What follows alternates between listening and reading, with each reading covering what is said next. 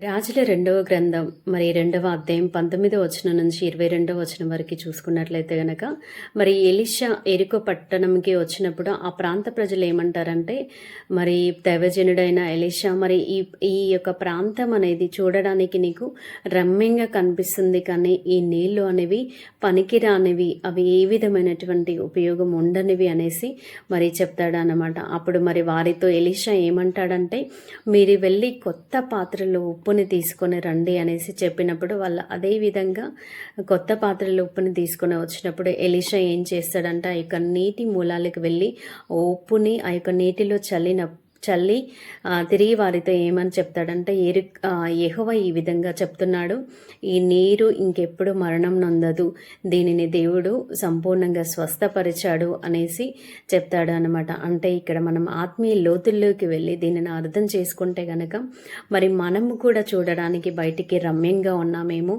మరి ఆ నీరు వలె మన హృదయం అనేది పనికిరానిదిగా ఉన్నదేమో. కానీ మరి ఎరికో ప్రాంత ప్రజలు మరి ఎలీషా దగ్గర విధంగా దాని గురించి చెప్పుకున్నారు.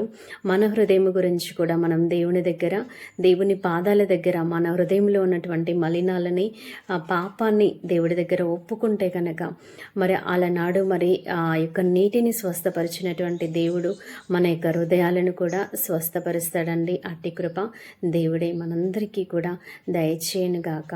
ఆమేన్.